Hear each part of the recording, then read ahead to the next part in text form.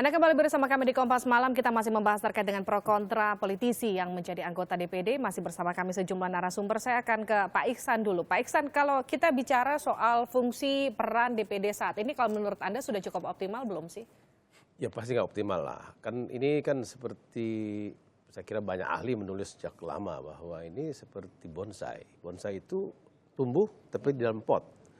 Tidak mungkin dia berbuah banyak. Tumbuh tapi dikerdilkan. Ya, tumbuh tapi dikerdilkan. Nah, sebenarnya kalau kita mau paling dasar, ini kan negara yang luas, negara yang plural.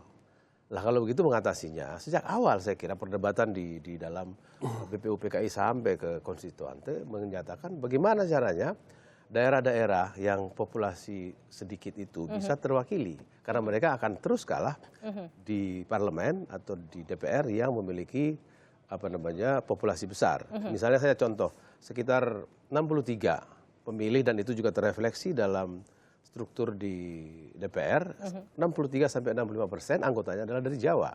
Nah, kan di luar itu luas sekali. Nah, inilah yang harus diwadahi. Sebenarnya mau di anggota partai atau tidak, itu tidak akan problem jika DPD-nya punya kuasa legislasi yang cukup. Sehingga daerahnya bisa dikawal. Karena bayangkan begini, Jawa Barat punya 80 anggota DPR. Sementara di Maluku Utara cuma punya 3 anggota DPR. Bagaimana cara membagi di 11 komisi? Bagaimana mewakili Maluku Utara atau Bangka Belitung? Jadi susah. Sehingga kekuatan lainnya ada di kamar yang lain, yaitu di DPD, seperti Senat. Ini yang saya kira harus dipecahkan oleh Republik ini kalau ingin pembangunan kita itu tidak hanya bias Jawa. Pak Usman, Anda mau tanggapi soal ini? Saya kira benar apa yang dijelaskan oleh Pak Iksan itu. Memang kita sedang mencari bentuk ya, untuk bagaimana membangun solusi yang bisa betul-betul peran DPD itu benar-benar dapat diakui oleh semua pihak dan dapat berbuat semaksimal. Minimal ada kewenangan-kewenangan yang diberikan dan dapat membangun daerah itu sendiri. Jadi seperti sekarang pembangunan infrastruktur di daerah-daerah itu sangat membantu sekali. Apalagi kalau dilibatkan DPD itu di setiap pembangunan infrastruktur itu. Paling tidak pengawasan keuangannya mungkin, ya. Tapi ini sama sekali kan nggak ada. Nah, ini yang kita harap dengan hati yang dingin, lantas dengan etikat yang baik dan berpihak kepada daerah, itu kita akan mengajak baik anggota DPD maupun anggota-anggota fraksi DPR sendiri. Pak Usman, ini jadi pertanyaan saya selanjutnya. Ketika seorang politisi, katakanlah dia tergabung dalam partai politik, biasanya ia akan lebih mengedepankan apa kepentingan partai politiknya dibandingkan dengan apa yang kemudian ia wakili. Katakanlah biasanya ini kerap terjadi di DPR RI. Apakah kemudian ini Anda menjamin tidak akan terjadi di DPD? Tadi Pak Iksan itu kan sudah cerita bahwa orang-orang yang betul-betul mempunyai etikat di dalam turut membangun DPD, ini hanya sebagai alat sebetulnya. DPR, fraksi DPR itu hanya sebagai alat.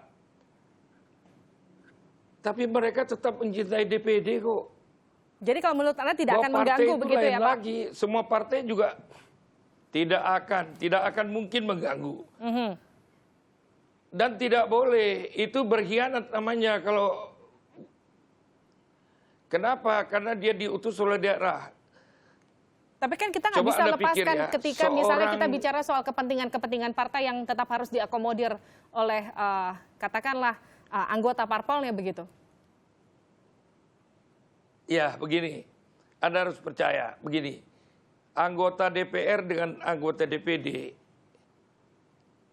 dipilih di daerahnya, itu dia menggunakan perorangan. Bukan menggunakan partai. Ya.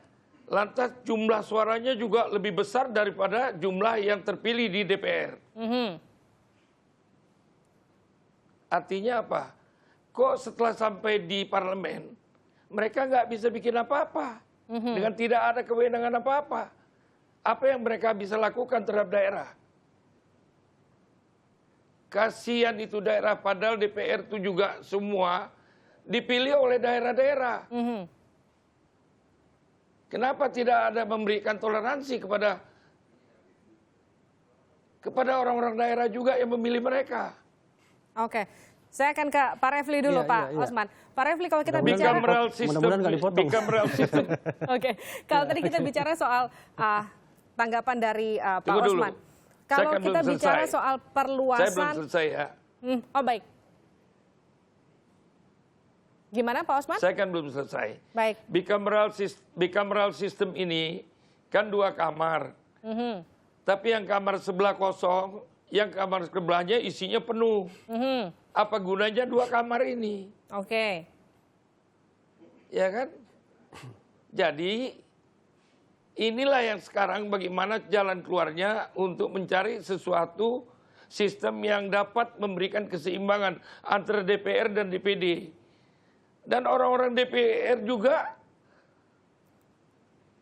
tidak semuanya tidak menerima DPD. Mereka juga menyadari hal itu. Cuman bagaimana sekarang komunikasi kita yang harus lebih baik dari sebelumnya. Baik. Jadi artinya ini menjadi jalan keluar untuk memberikan keseimbangan antara DPD dan juga DPR. Ini adalah jalan keluar. Nanti bila mana sudah tercapai jalan keluar ini, bisa aja yang seperti Rafli tadi bilang, kita menempatkan tempat yang porsinya sesuai dengan keinginan apa yang dipikir oleh Rafli tadi. Oke, Pak Refli tanggapi.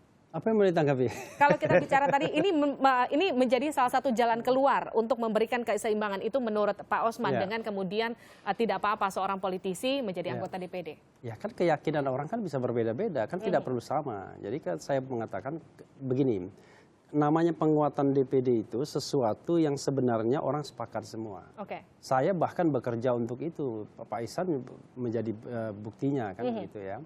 Jadi kalau kita misalnya ingin menguatkan DPD, memang jalannya kan berbagai macam-macam. Jalan yang paling umum itu adalah kita melakukan formal amendment, amandemen konstitusi secara formal. Jalan berikutnya kita melakukan uji materi ke Mahkamah Konstitusi, judicial review. Jalan berikutnya konvensi ketatanegaraan. Nah, itu adalah jalan untuk memperkuat DPD. Ya. Dan itu sebenarnya sudah dilakukan step by step. Memang kita tidak sabar, tapi sesungguhnya ada juga beberapa hasil. Sebagai contoh misalnya sidang bersama DPR-DPD, di mana diakui eksistensi DPD itu. Bahkan ketua DPD bisa memimpin rapat bersama tersebut. Ya. Lalu kemudian hal-hal lainnya misalnya pemerintah juga datang ketika diundang di DPD. Nah, ini memang takes time, butuh waktu. Ya, butuh waktu. Tetapi kemudian kalau kemudian jalan ini kemudian ingin di-capture oleh partai politik, katakanlah misalnya begitu. Bukan berarti orang partai politik jelek, tidak. Kita bicara tentang dual representasi. Kalau representasinya sama, ingredientnya sama, maka kita tidak perlu yang namanya 2 chambers. Kita tidak perlu 2 kamar, 1 kamar saja. Udahlah numplek di DPR semua. Tetapi nanti kita bikin sistem yang jauh lebih adil soal representasinya. Nah, kita membutuhkan dual chambers ini karena memang ingredientnya berbeda. Nah, itu cara berpikir akademiknya begitu. Untuk saling tapi soal setuju dan tidak setuju kan ini kan soal perspektif saja.